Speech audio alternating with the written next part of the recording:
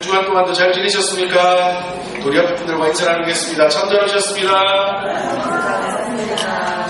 은혜 받읍시다.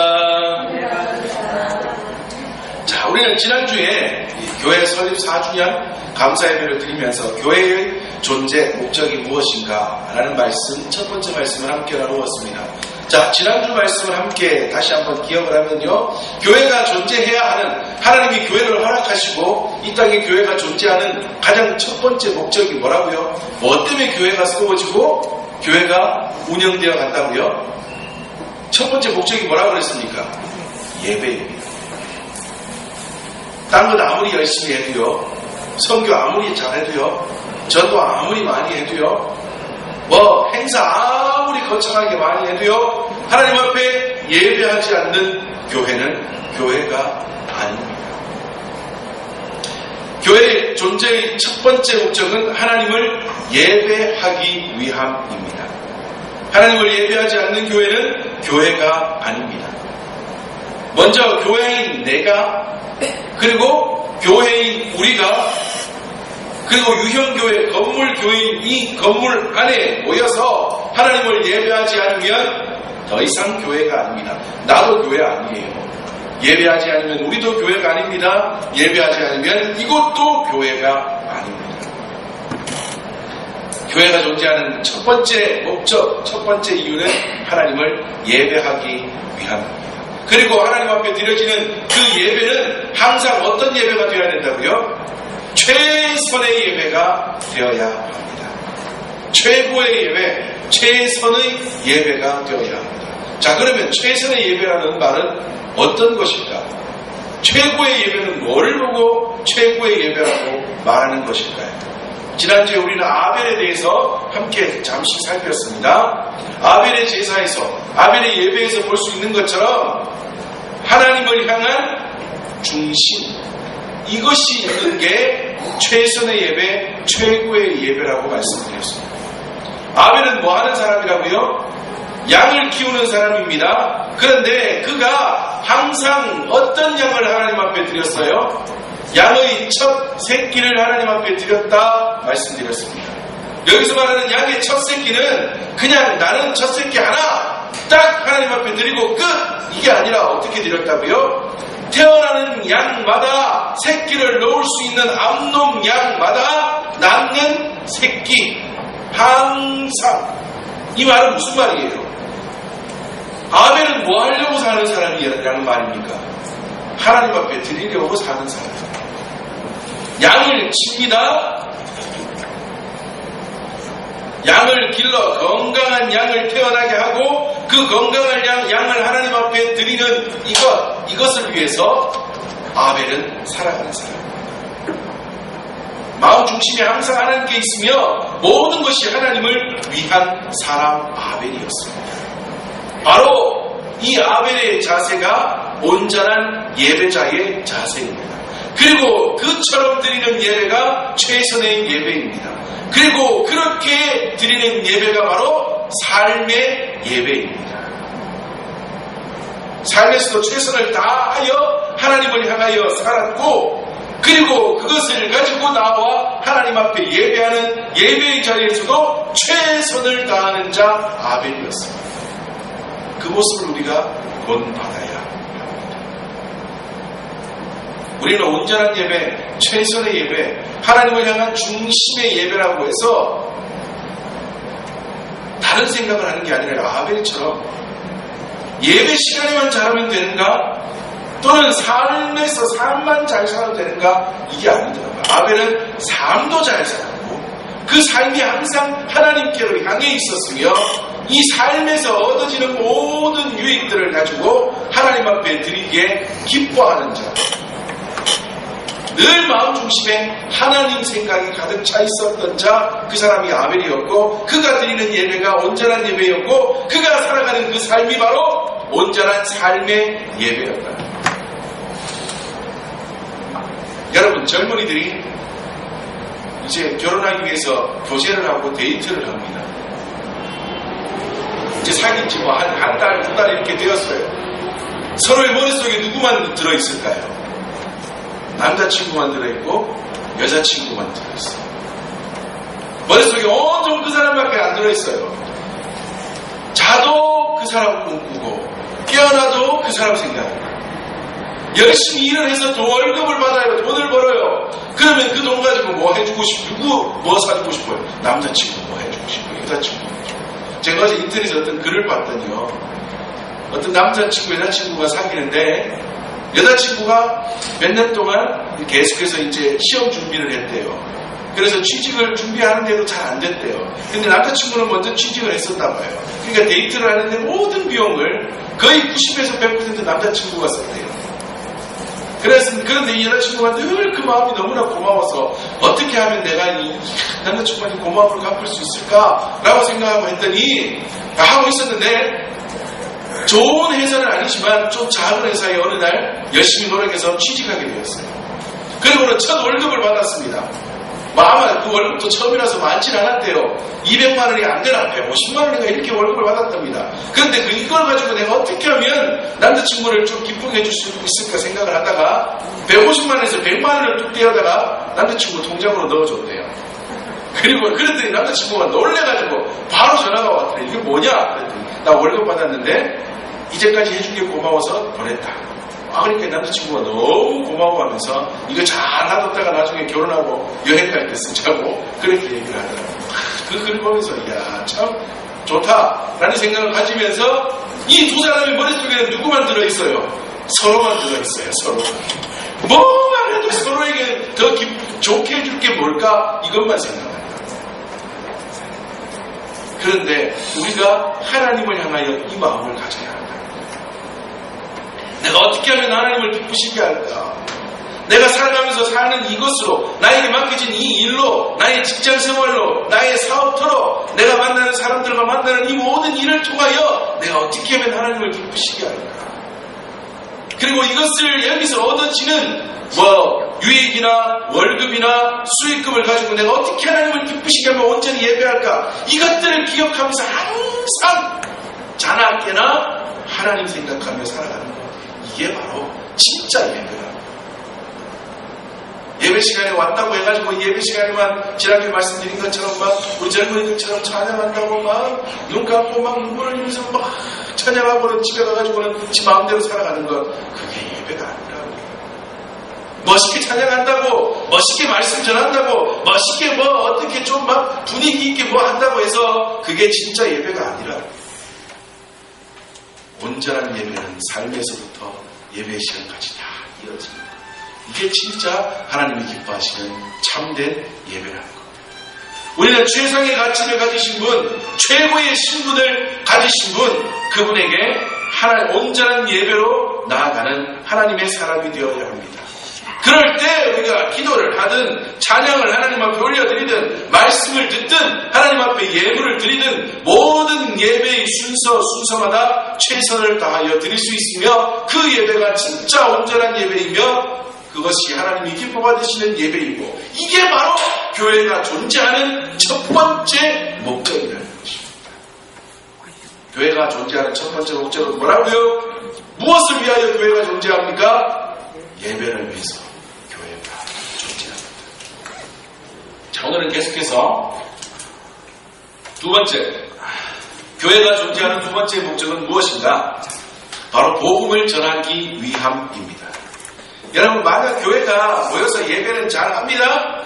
그런데 자기들끼리 좋고 끝이 난다면, 우리끼리만 재밌고 좋고 은혜롭고 그렇습니다라고 하고 끝이 난다면 또한 그것은 하나님이 세우신 교회의 목적에 맞는 모습이 아닙니다. 교회가 존재하는 이유는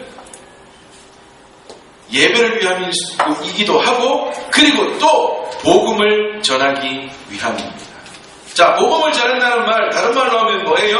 전도한다 이 말입니다. 예수님께서 십자가에서 죽으시고 부활하신 후 40일을 이 땅에 지내시다가 하늘로 올라가시기 전 예수님께서 이 땅에서 주셨던 말씀, 마지막 말씀, 지상명령, 그것이 바로 복음을 전하라는 것이었습니다. 사도행전 1장 8절에 이렇게 말씀하고 있습니다. 오직 성령이 너희에게 임하시면 너희가 권능을 받고 예루살렘과 온 유대와 사마리아와 땅 끝까지 이르러 내 증인이 되리라 하시니라 말씀합니다. 마태복음 28장 19절에서 20절에도 이렇게 말씀합니다. 너희는 가서 모든 민족으로 제자를 삼아 아버지와 아들과 성령의 이름으로 세례를 베풀고 내가 너희에게 분부한 모든 것을 가르쳐 지키게 하라 말씀하고 있습니다. 우리는 알고 있고 우리는 믿고 있는 그래서 그것으로 인하여 구원받게 된 예수님에 대한 이야기를 알지 못하는 자들에게 전하는 것, 그것이 바로 교회가 존재하는 목적이요 우리 공동체가 존재하는 목적이요 이유입니다. 교회가 역시요 예배하지 않으면 교회가 아닌 것과 같이 교회가 또한 복음을 전하지 않으면 교회가 아닙니다. 자, 그런데 여러분, 우리는 복음을 전한다, 전도한다 라고 하면 뭐부터 생각합니까? 제일 먼저 떠오르는 이미지가 어떤 이미지예요? 밖에 나가서 이렇게 커피 나눠주고 전도지 나눠주고 용품 나눠주는 그 전도를 우리는 생각합니다. 우리 교회도 토요일마다 커피를 나누고 전도 용품을 나누며 전도하고 있습니다. 그런데 여러분, 사실 효과가 있어요, 없어요? 커피 한 잔 마시고 교회 오는 분들이 있습니까? 없습니까? 잘 없습니다. 효과가 거의 없어요. 우리가 4년을 한 자리에서 하고 나니까요, 이제는 이 동네 분들이나 지나다니는 분들도 요령이 생겨서요, 토요일이면 커피 한 잔 마실 수 있고 주는 선물 용품 받을 수 있다 생각하여 안 지나가도 되는데 일부러 지나가는 분들도 있어요. 괜히 나왔네 보고는 일부러 와서 지나가요. 그리고는 올라가서 한참 있다가 내려오면서 꼭 안 받는 것처럼 또 받아가요. 이런 분들도 생겨나요. 자, 그런데 여러분, 이렇게 하다 보니까요, 별로 큰 효과가 없는 것 같습니다. 우리가 지금 4년 동안 올해 이제 진짜 오늘 토요일에 하게 될 꽃전도 4년 동안 수백 포기의 꽃을 나누었습니다. 수백 포기의 꽃을 나누었지만 아이고 꽃 받고 교회 왔다라고 하는 사람 없었어요. 우리 학생들 지금은 청년된 아이들이 몇 명 왔다가 지금은 다 어디에 갔는지 없잖아요. 꽃 받고 오는 분들도 별로 없습니다. 꽃을 받고 오시는 분, 커피를 마시고 오시는 분, 용품을 받고 오시는 분, 교회 오시는 분들이 잘 없습니다. 효과가 없습니다. 그러나 그럼에도 불구하고 우리는 그 전도를 해야 합니다. 우리 2015년 표처럼 그렇게 전도하는 게 꼭 뭐 같아요? 밑 빠진 독에 물 붓는 것 같습니다. 그러나 그럼에도 불구하고 계속하여 이 전도 방법, 우리가 거리에 나가 커피를 주고 전도지를 나누고 용품을 나누고 꽃을 전해주고 그 가운데서 복음을 전하는 이 거리 전도를 해야 하는 이유가 무엇인지 아십니까? 그럼에도 불구하고 우리가 효과 없는 것처럼 보여지는, 마치 밑 빠진 독에 물 붓는 것처럼 보여지는 이 전도를 그래도 해야 하는 이유가 무엇인가 하면, 첫 번째, 이 전도를 통하여서 우리가 1대1로 전도할 수 있는, 우리는 이것을 관계전도라고 부릅니다. 이 관계전도라고 하는 사람 가까이에 나아가 전도할 수 있는 이 전도의 방법으로 나아가야겠다는 마음이 누구에게 들어요? 전도하는 전도자들에게 들게 됩니다. 막 커피 하루에 수십 잔 나누고 용품, 요즘 우리 교회 전도용품 뭐 주고 있습니까? 마스크 주니까요. 봄이 돼가지고 마스크 주니까 좋아. 이번 주부터는요, 색깔이 까만색으로 바뀌어가지고 더 멋있습니다. 요즘 TV에 연예인들 보면 다 까만색 마스크 하고 다니잖아요. 그죠?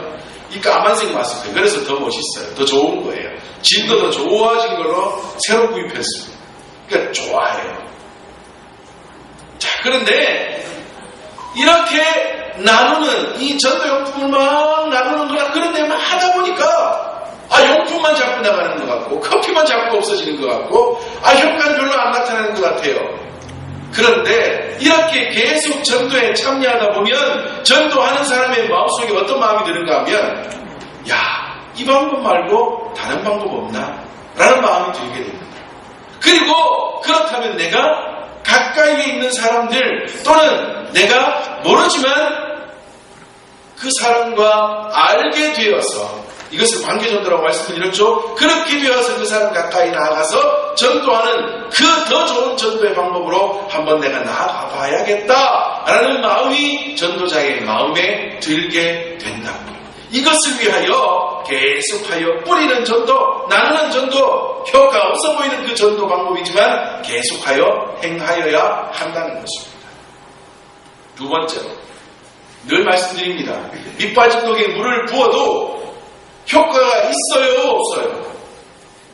효과가 있습니까, 없습니까? 없어요. 효과 있습니다. 있다고 말씀을 드렸죠. 여러분, 제가 이 이야기를 우리 2015년도 표를 말씀드릴 때 제가 뭐를 예를 들었어요? 콩쥐팥지. 콩쥐 맞죠? 또 헷갈려요. 콩쥐 맞죠? 콩쥐가 밑빠진 독에 물을 붓는데 다 부어서 없어진 것처럼 느껴졌지만 두꺼비가 와서 깨진 독을 막아주기 전까지 물이 다 흘러 넘친 것 같지만 어디에 가 있었다고요? 그 물이 콩쥐네 집 마당을 적시었다. 콩쥐네 집 마당을 촉촉하게 적셔놨다고. 그래서 다른 집 마당은 빼짝 마른 마당이었지만 콩쥐네 집 마당은 촉촉하게 준비된 마당이 되었다. 그랬더니 다음에 봄이 돼가지고 거기에 꽃씨가 날아와서 콩쥐네 마당에 똑똑똑똑 떨어지니까 어떤 일이 벌어졌다고요? 싹이 나가지고 꽃이 피고 콩쥐네 집 마당이 꽃밭이 되었다고. 제가 그렇게 상상했다고 혼자 생각했다고 말씀드렸잖아요. 우리가 전도하는 것도 똑같은 이치입니다. 밑빠진 독에 물을 붓는 것 같이 효과 없는 것처럼 느껴지지만 우리가 계속해서 전하고 전도지를 나누고 전도지를 주면서 예수 믿고 천국 가세요. 우리 교회 한번 나와보세요. 라고 전한 그 말씀 그냥 흩어지고 그냥 없어지는 소리처럼 느껴지지만 그게 뭐가 된다고요? 그 사람이 언젠가 진짜 하나님의 때가 되어 복음을 제대로 전해 듣게 되는 그때 조금이라도 빨리 하나님의 말씀에 부르심에 반응할 수 있는 뭐가 된다는 거예요? 밑거름이 된다는 겁니다. 나 옛날에 신천동에서 길 지나가다가 어느 교회에서 커피 한잔 얻어 마셨는데 그때 전해주시던 집사님 한 분이 그때 나에게 용품 하나를 나눠주던 성도님이 예수 믿고 천국 가라고 전해주셨는데 아니 예수 믿고 천국 가는 게 도대체 무슨 말일까? 궁금증을 가지고 살아가다가 그에 대한 말씀이 딱 귀에 들려지게 될 때 즉각적인 반응이 일어나게 된다는 겁니다. 그것을 위하여 우리가 뿌리는 전도, 계속하여 나누는 전도를 해야 하는 이유라.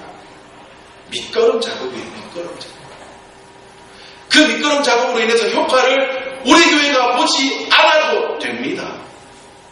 에이, 전도용품 우리 돈으로 샀는데 그거 받고 나중에 교회 오더라도 우리 교회 왔으면 좋겠는데 그랬으면 좋겠지만 안 그래도 된다. 어느 교회든 예수님 믿고 신앙생활 하면 된다. 우리는 그를 위하여 그냥 밑거름을 위하여 뿌리는 전도를 행하며 살아가는 하나님의 사람이 되어야 합니다. 그것을 위하여 하나님이 각각 교회를 이렇게도 많은 교회들을 세워주셨다. 그것을 우리는 늘 기억하며 살아야 합니다. 세 번째, 가끔 일어나는 일이지만요, 그 자리에서 그 한 장의 전도지나 그 한 잔의 커피나 받았던 그 전도용품으로 인하여, 아니 가장 중요한 그 자리에서 전해드는 그 복음으로 인하여 잃어버렸던 신앙을 다시 찾게 되는 놀라운 역사가 일어납니다. 정말 자주는 아니에요. 가끔이겠지만 마음속에 늘 내가 교회를 다니다가 교회를 지금은 쉬고 있는데 나 다시 교회 가야 되겠는데 라는 마음이 늘 들었던 그 사람이 지나가다가 커피 한 잔 마시고 가세요 라고 하며 커피 한 잔 타주면서 전하는 그 복음, 그것을 듣고는 다시 신앙이 회복되는 놀라운 역사가 일어날 수 있다. 그것을 바라보며 우리는 100장 중에 1000장 중에 10,000장 중에 한 명이 된다 할지라도 그 한 명을 기다리며 바라보며 우리는 전하는 전도, 나누는 전도, 뿌리는 전도를 행하며 살아가야 하는 것입니다. 왜냐하면 하나님이 이를 위하여 우리 교회를 지금 이 땅에 세워주시고 오늘까지 인도해 주셨는데, 디모데후서 4장 2절 말씀에 너는 말씀을 전파하라. 때를 얻든지 못 얻든지 항상 힘쓰라. 범사에 오래 참음과 가르침으로 경책하며 경계하며 권하라 말씀하고 있습니다. 때를 얻든지 못 얻든지 우리는 전도하는 자가 되어야 합니다. 전하는 자가 되어야 합니다. 디모데후서 4장 3절 4절에는 또 이렇게 되어 있습니다. 때가 이르리니 사람이 바른 교훈을 받지 아니하며 귀가 가려워서 자기의 사욕을 따를 스승을 많이 두고 또 그 귀를 진리에서 돌이켜 허탄한 이야기를 따르리라 말씀합니다. 여러분, 이 말씀은요, 이 초대교회도 그랬지만 지금과 딱 떨어지는 말씀 아닙니까? 사람들이 뭐만 한다는 거예요. 듣고 싶은 말씀만 듣고 따르고 싶은 스승만 따르는 시대가 지금의 시대 아닙니까? 그래서 복음을 전하는 것이 더 어려운 시대가 지금 아닙니까? 그래서 우리는 때를 얻어 제대로 복음을 전하여 전도하는 것이 너무나 힘이 듭니다. 어떨 때는 보면요, 아니 우리 교회 돈 들여서 커피 사고, 우리 교회 돈 들여서 용품 사고, 우리 교회 돈 들여서 꽃 사고 해가지고 전도하는데도 그거 하다가 욕먹을 때가 있어요, 없어요? 있다고요. 더 웃긴 건 꽃 전도하는데요, 꽃을 사가지고 우리는 그냥 드리는 건데도 하나 받고 2개 받고 싶어서 하나 더 달라 그래요. 그래, 아이고 안 됩니다. 다른 분들도 가지고 가셔야죠. 하나만 가지고 가세요 하면 뭐라고 하고 갑니까? 준 거 하나 받아서 가면서도 아이고 지랄 하나 더 주면 될 텐데. 아니 죽어도 욕어도 먹는다고요. 우리는 죽어도 욕어도 먹어요. 누구 돈 들여가지고 우리 성도님들 정말 힘들게 어렵게 버신 그 돈으로 하나님 앞에 드린 이 예물, 이 헌금으로 너무나 귀한 예물로 꽃을 사서 전도하고 커피를 사서 전도하고 용품을 사서 전도하는데, 아이 2개 가지고 가고 싶은데 하나밖에 안 준다고 엠지가 하나 더 주지. 요거도 먹는다고요. 그러면서도 용품 주고 커피 주고 꽃 주면서 진짜 제대로 복음 한번 전해보려고 하면 어떻게 해요? 아, 그건 안 들을래, 그건 안 들을래, 그건 안 들을래 하고 도망가고. 우리는 전도하는 때를 얻는 것이 너무나 힘이 듭니다. 요즘은 듣고 싶은 말만 듣고 따르고 싶은 스승만 따르는 시대가 되었기 때문입니다. 그럼에도 불구하고 디모데후서 4장 마지막 5절은 이렇게 말합니다. 그러나 너는 모든 일에 친중하고 고난을 받으며 전도자의 일을 하며 내 직무를 다하라 말씀합니다. 항상 신중하고 그 전하는 일로 인하여 고난을 받더라도 너희는 전도자의 직무를 다하라 말씀하고 있습니다. 왜냐하면 이게 바로 교회를 세우신 하나님의 목적이기 때문입니다. 전도하는 것으로 인하여 고난도 받고 욕도 먹고 그렇다 할지라도 이것이 바로 우리의 직무요 우리의 사명임을 깨닫고 복음 전하는 일에 늘 힘쓰는 하나님의 사람이 되어야 합니다. 자, 그런데 여러분, 전도하는 방법이요 이렇게 막 나누며 해나는 뿌리는 전도도 있습니다. 그런데 이 전도와 함께 또 중요한 하나의 전도 방법이 있습니다. 그것이 무엇인가 하면 우리 각자의 삶에서 전도하는 것, 조금 전에 말씀드린 대로 관계 전도를 행하는 것입니다. 내가 살아가면서 내 삶에서 가장 가까이 있는 사람들 누구예요? 가족 또는 동료 또는 지인들에게 복음을 전하여 전도하는 것, 이것이 관계 전도이고요. 또 더 나아가서는 내가 잘 몰랐지만 이 사람을 내 전도 대상자로 삼아 그 사람을 내 가까운 사람으로 만들어 그 사람에게 복음을 전하여 예수님 믿게 하는 것, 다시 말하면 가까이 가서 예수님 전하는 것, 이것이 바로 관계 전도입니다. 이것이 또 중요한 전도의 방법입니다. 자, 그런데 여러분, 어떻게 하면 이 일상생활에서 행하는 전도, 관계 전도를 잘할 수 있을까요? 이 관계 전도하는 게 쉬워요? 어려워요? 여러분, 뿌리는 전도가 쉬울까요? 관계 전도가 쉬울까요? 뭐가 더 쉬워요? 뿌리는 전도가 더 쉽습니다. 관계 전도 정말 힘들어요. 내 가족에게 가까이 나아가서, 내 동료들에게 가까이 나아가서, 내가 아는 지인들에게 가까이 나아가서 복음을 전하여 그들을 예수 믿게 하는 건 정말 힘들어요. 그런데 오늘 여러분 잘할 수 있는 방법을 알려드릴게요. 관계전도를 잘할 수 있는 방법을 알려드리겠습니다. 근데 솔직히 저도 잘 지켜지질 않고 노력하고 있는 모습이지만 잘할 수 있는 방법이 있기는 있습니다. 자, 어떻게 하면 잘할 수 있느냐? 우리가 각자 먼저 해야 될 게 있는데 뭔가 하면 잘 사는 겁니다. 먼저 우리가 잘 살아야 합니다.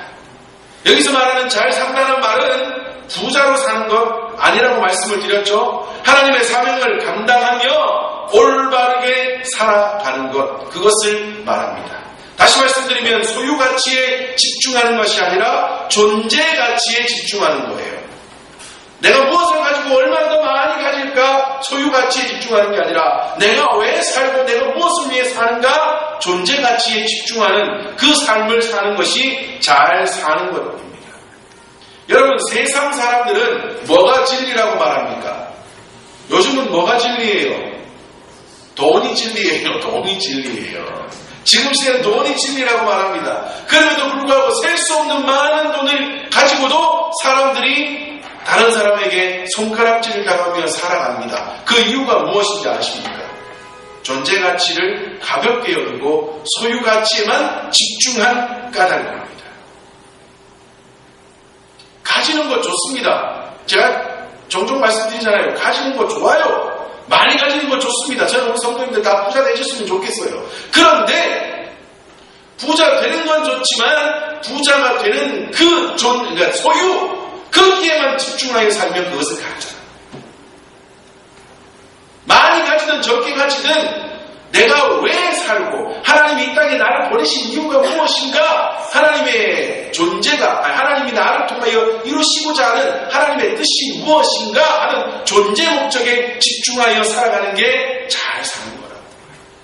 많이 가진 자들이 이것을 가볍게 여기기 때문에 많이 가지고 풍성하게 살면서도 사람들에게 손가락질 당하며 살아가는 것입니다. 우리들은 그렇지 말아야 합니다. 우리 한 사람, 그것도 그리스도인으로서 살아가게 하신 하나님의 목적을 따라 우리는 그 목적에 알맞은 삶을 살아가는 하나님의 사람이 되어야 합니다. 그런데 이렇게 살아가는 게 금방 잘 드러납니까? 금방 잘 드러나지 않습니다. 그러나 결국에는 드러나고 인정받게 되어 있습니다.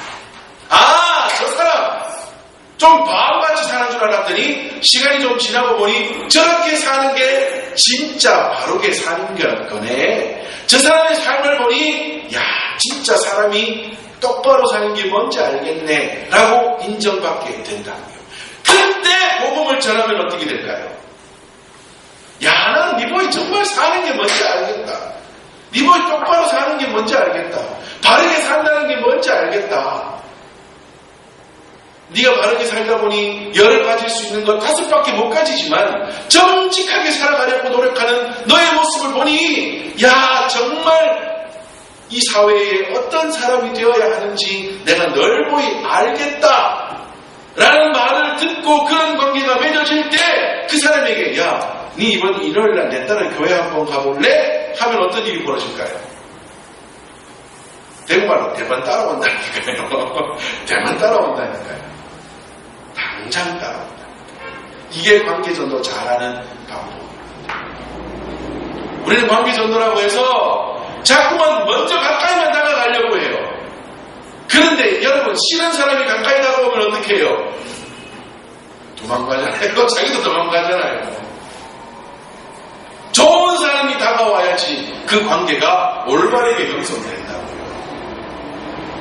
삶에서는요, 정말 그리스도인 교회 다닌다고 말하면서 그냥 교회 안 다니는 사람보다 더 엉망으로 살고 더 부정을 저지르고 더 나쁜 짓 많이 하고 더 싸움 잘하고 그렇게 살면서 오늘만 전도하려고 교회에서 이번 주는 관계전도 커피 한 캔 마시는 주간입니다. 커피 한 캔 마시는, 네 오늘 내하고 커피 한 잔 할래?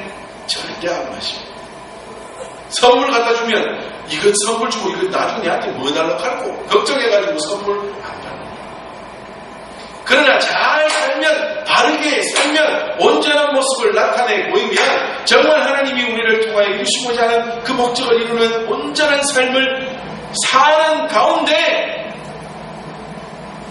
관계 전도하기 위하여서 커피 한 잔 함께하고 선물 나누고 해보십시오.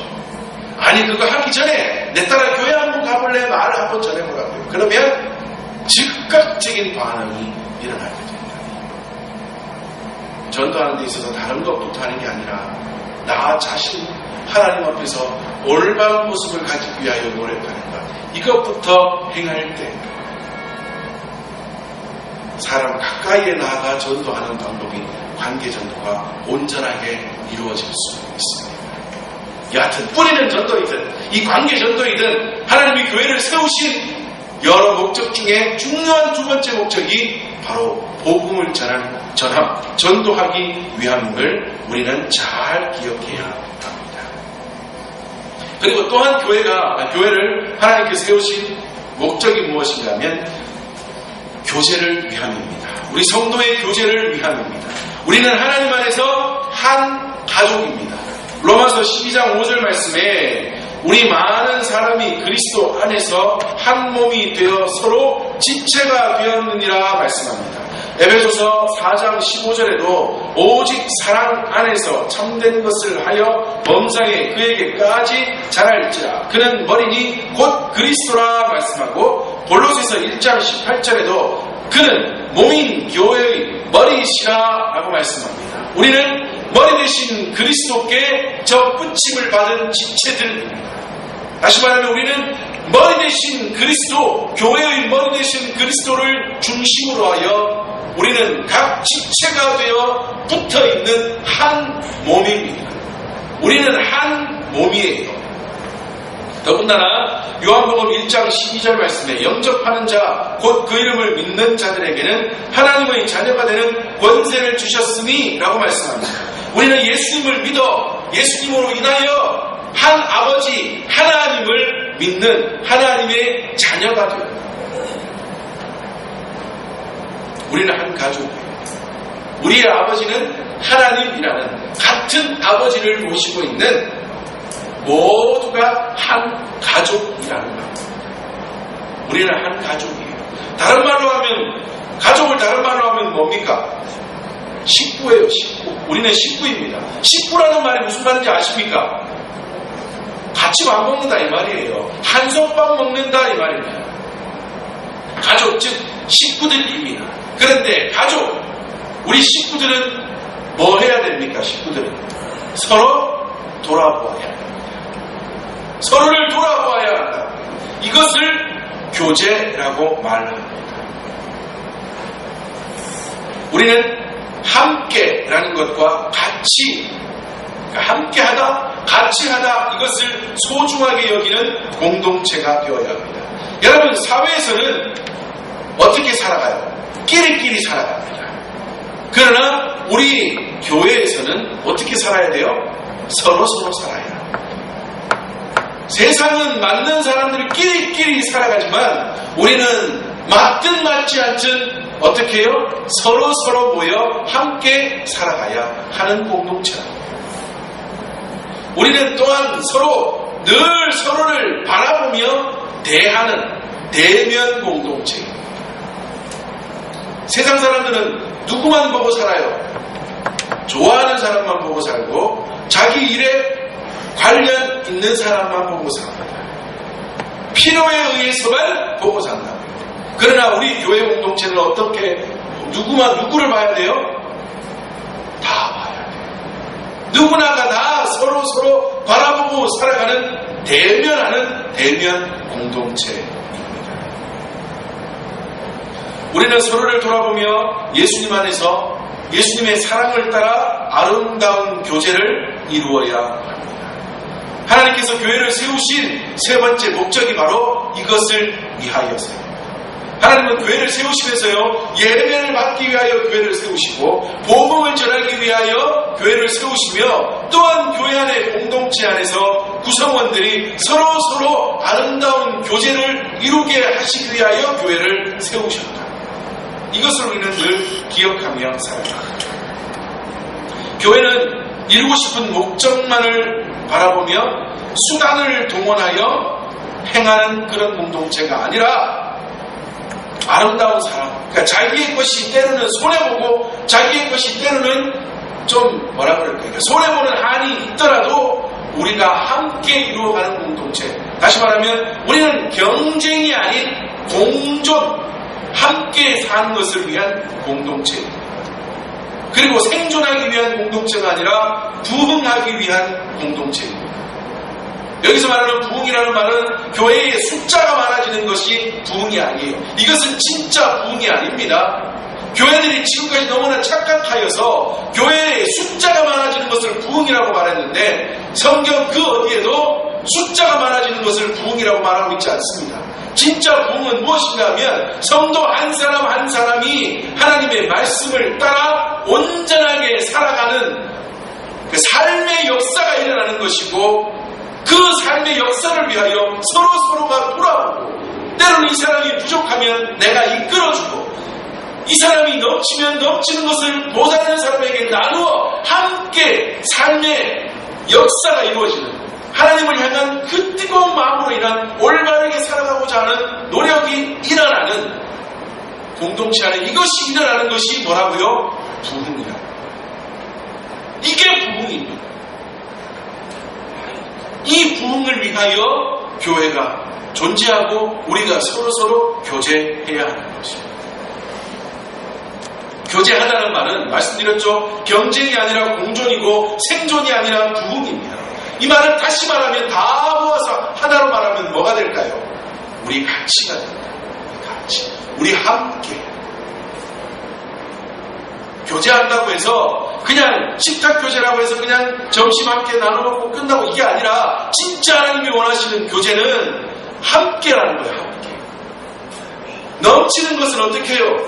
모자라는 것으로 흘려보내고 모자라는 것은 넘치는 사람에게 부탁하여서라도 함께 서로가 나아질 수 있는 서로가 좋아질 수 있는 서로가 행복할 수 있는 여러분 이게 또한 교회를 넘어서서 정치관념이 되어야 돼요. 정치 이념이 되어야 돼요. 올바른 정치는 여러분 이 세상에서 진짜 올바르게 행할 수 있는 올바른 정치는 정치의 끝은 정치의 가장 중요한 목적은 뭘까요? 함께입니다. 이것을 좀 그러니까 다른 말로 하면 뭐가 돼요? 복지정책. 나라를 운행해 가는 사람이 왜 필요합니까? 나라의 운행자 대통령 또는 총리 또는 여러 분야의 사람들이 왜 필요하냐고요.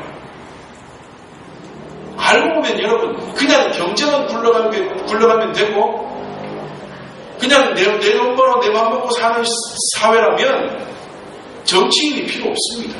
다스릴 자가 필요 없고 조절자가 필요 없어요.